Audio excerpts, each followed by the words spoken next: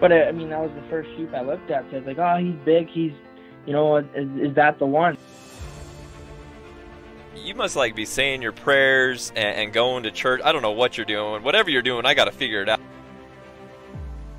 We went out there looking for him every single time, and we'd find him pretty much every single time. Hey everybody, welcome back to the eHunter Newscast. I'm your host again for this episode, Taryn Hunt. Excited to be back again with you guys this week. Have a pretty fun podcast for you guys, but before we jump into that, I do want to thank our sponsor, Vortex Optics. Vortex sponsors everything that we do here at eHunter. We're grateful for them and the relationship and the partnership that we have with them. Go check them out, vortexoptics.com. They have a lot of new stuff out. Be on the lookout for some reviews that we have coming out as well on our platforms. On today's podcast, I have David Suda from North Dakota. David was lucky enough to harvest a state record bighorn sheep this year, which is absolutely amazing, and I'm extremely jealous. But he shares the story with us. It's a quick story, so this will be a quick podcast. But hope you guys enjoy it. Don't forget to subscribe to the podcast, like it, share it around. Appreciate all the support, you guys. And without further ado, let's jump into the podcast. Okay, everybody, welcome back to the eHunter Newscast.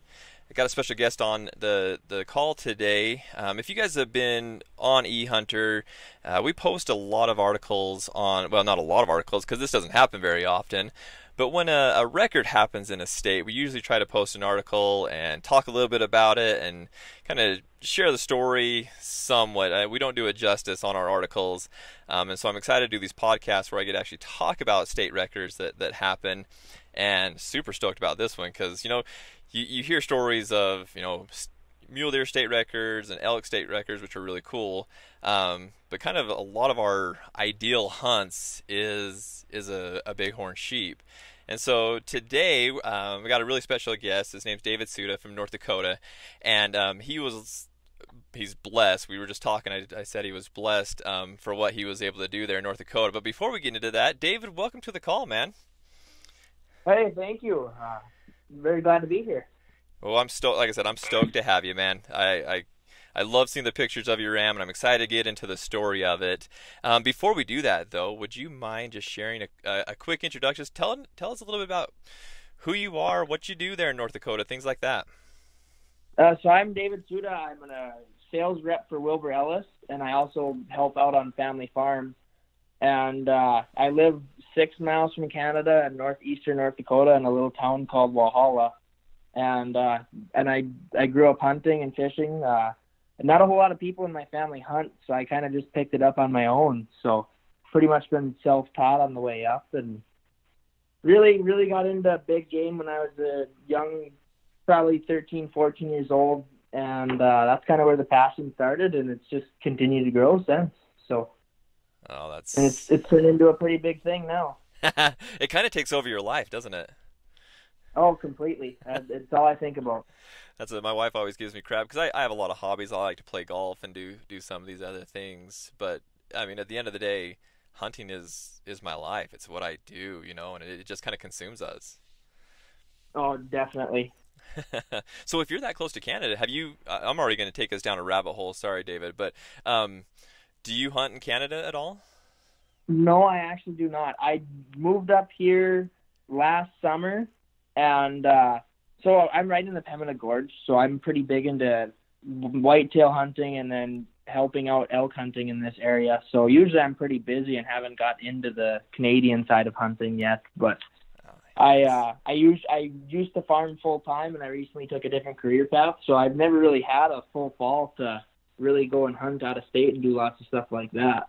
So that'll be in the future. The short foreseeable future, I will be definitely hunting in Canada and many other states in the U.S.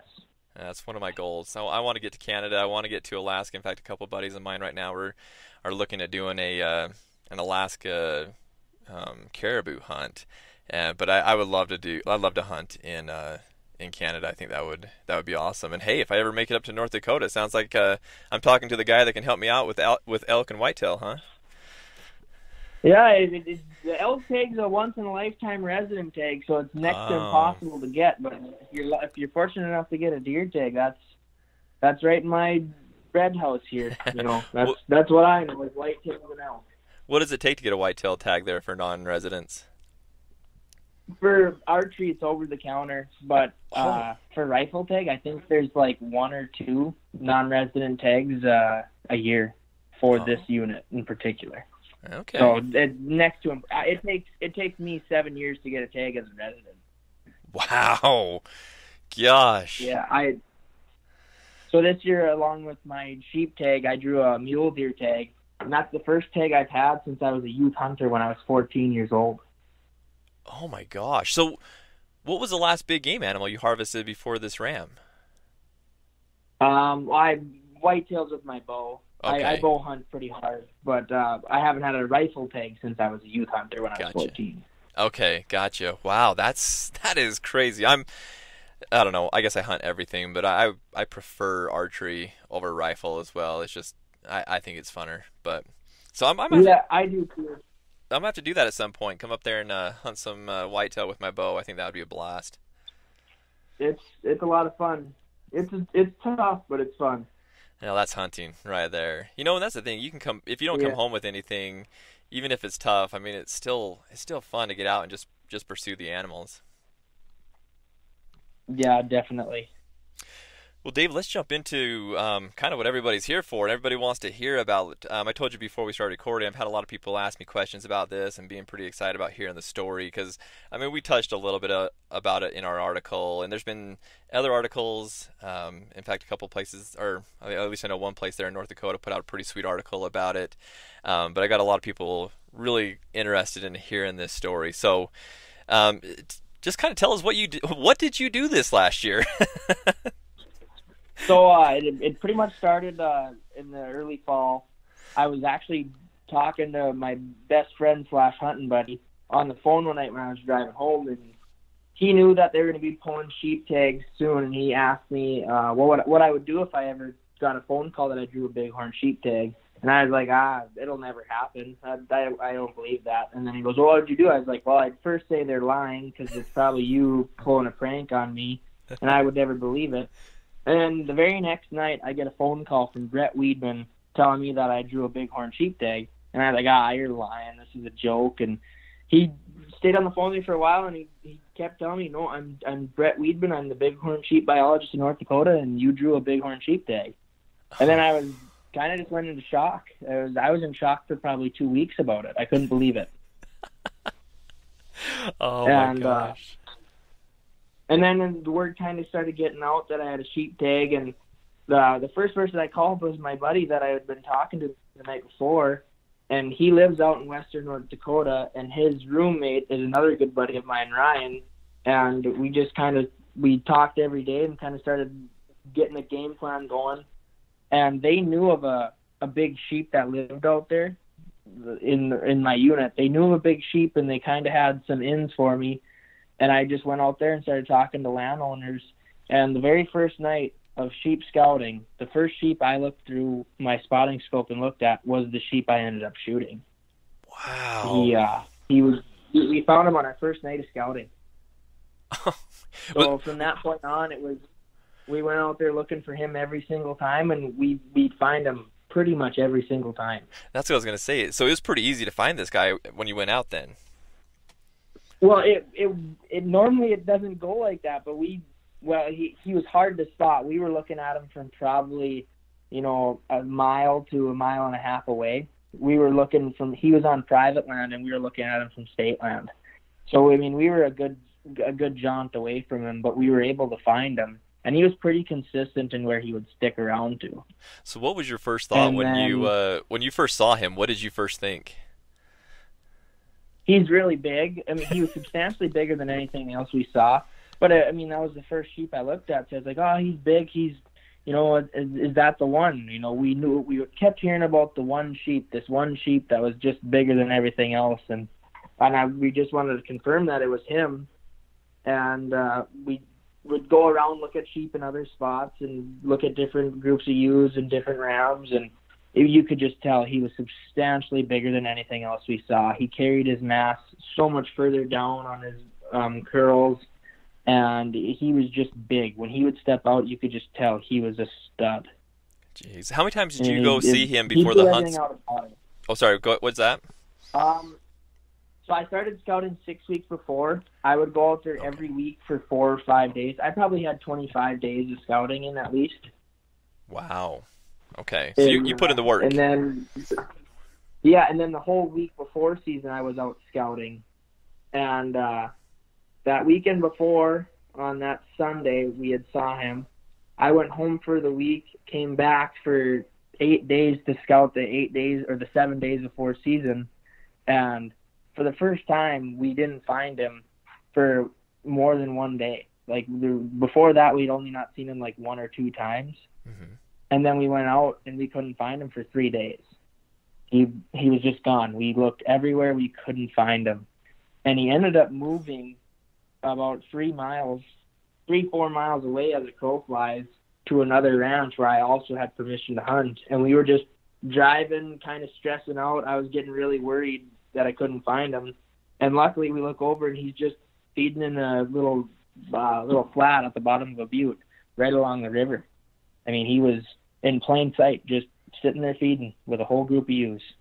Wow. And this was the day before season. Oh man, I'll bet that was a sigh of relief once you finally saw him that day. Yeah, it was a huge relief. And then so we stayed on him all day. And that evening, we were sitting there looking at him, and we noticed that another guy was sitting there looking at the same sheep. So I knew that I was going to have some competition for him. There was an auction tag and another tag in my unit. Mm-hmm. So I knew that the other guy was going to be going for the same sheep as well. So it kind of just turned into, who was going to beat him to it. And so we slept on the sheep. We went out there at 2 a.m. the next morning, and we slept on him.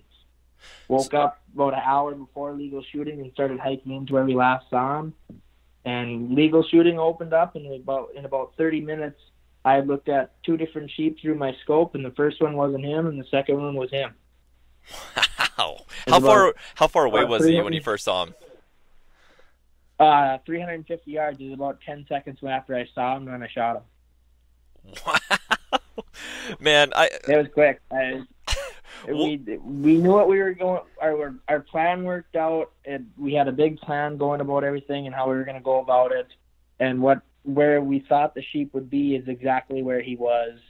And it was just kind of crazy how everything just worked out right as we planned it. wow. Yeah, you must be saying your prayers and going to church. I don't know what you're doing. Whatever you're doing, I got to figure it out because just to get the tag alone, but then to do luck on my side. I mean, I've never ever had luck on my side until this year. This fall has been very, very good to me. Oh, I'll never be able to complain about that ever. David, how old are you, if you don't mind me asking? I'm 23. 23 years old and shoot a ram. Not even. I mean, it's one thing to shoot a ram like this, and we'll get into the numbers of him here in just a second. But it's just to have. I don't know, man. I'm gonna kind of brag on you here a little bit for a second. When I was that old, I'm 35 now, but when I was that old, I didn't put that much effort into it. Like for you to sleep through the night there, basically. I mean, 2 a.m, and then to stay there all the whole time, and all the work you did before that. I mean, kudos to you, man. You did a lot of work and a lot of preparation for that guy. I mean, seriously, dude, kudos to you. Thank you. And a big part in that is my buddy Jensen, my buddy Ryan. I mean, I had 2 guys that are absolute hunters. They have as much, if not more, passion for everything outdoors as I do even. And they were a huge help in all this. They gave me a lot of pointers, and they were there with me the whole time. I mean, there was only a handful of times I was scouting there by myself. A majority of the time I had 2 big helps in this whole thing. And they were both a big part of the whole plan on this ram as well. So, I owe a lot of credit to those 2 guys too. Absolutely. That's the story behind the story right there. These monsters are taking these state records are taken, and a lot of people, absolutely, it's going to be David Suda. Everybody's going to remember your name as taking this, but there's a lot of people that go into this, and that's cool that you give them a shout out because yeah. and the landowners too. They were if I didn't have the permission from the landowners, I would have never even had a chance to shoot the sheep I shot. So that was a huge thing for me too. And all the landowners out there were super nice, just old school ranching people, this very down to earth, very good people. Nice. Very awesome. It was a great experience. It was an unbelievable experience. Well, the funny thing about it is I think a lot of people expected the story to be like, we grinded for, 5-7 days. We hiked up these sheer cliffs and all this stuff. And to hear the story that, yeah, you're 30 minutes into shooting light and you've got this guy on the ground. But again, you got to look at all the work that you did prior to that. Yeah, it was. We wanted, it was a big thing that I wanted to do was put in all the work prior. I studied him. I watched him do everything. We'd find him and we'd sit on him the rest of the night till it was dark, Mm-hmm. I mean, I watched him constantly. I have tons of footage through my phone scope, and I just liked watching him. He was just so cool to watch. Yeah. Do you have some still photos of him? Oh yeah, I have tons. Would you mind shooting me a couple of those on our conversation? I'd love to put those, in the article if that's cool with you. Yeah, I can forward. I have videos of him fighting. I have videos of him on top of ewes. I have great pictures of him. The fighting videos of him are crazy. He actually lost. He got his butt kicked the entire night. Oh my god! The night before season opened, he just gets pummeled. That's awesome. Yeah, I'd love to see some of that. That's cool. By a smaller, younger ram, just kicks his butt. Oh gosh. Well, let's talk about the details of him. Everybody, they see state record and they want to know what he's coming out to. And actually, when we wrote the article, we didn't even have the final score on him. I think Brett said that when he taped him out, it was 190, but he said that it might, they shrink or they might grow a little bit from that. So what did he end up being? So his final score, he netted 186 and 2/8, and he grossed 187 and 5/8. So he shrunk a little under 3 inches. He did shrink. We had him at 190 net originally, so wow, just under 3 inches is he ended up shrinking, which is still a state record by almost 10 inches. Yeah, that's impressive.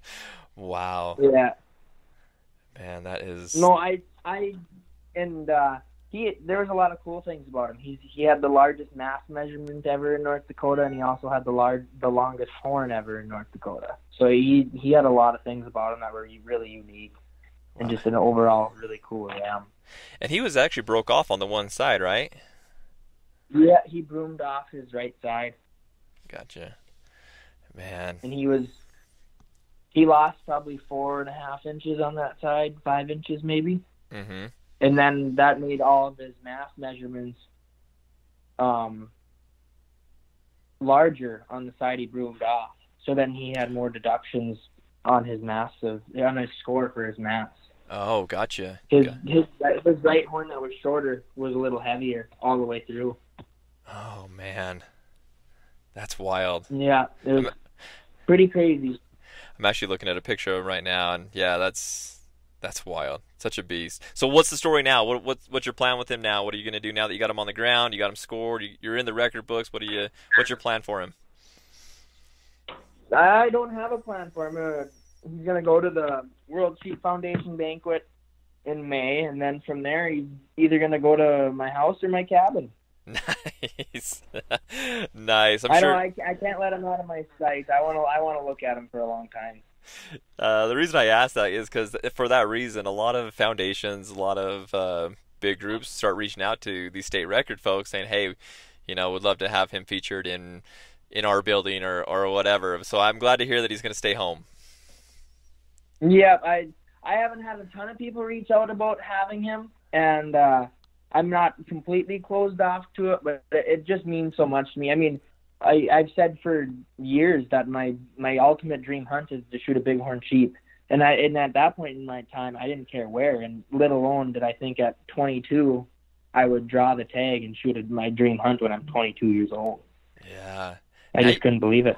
Now you got to top that on the next one. We got to see some state record elk coming in the next one and things like that.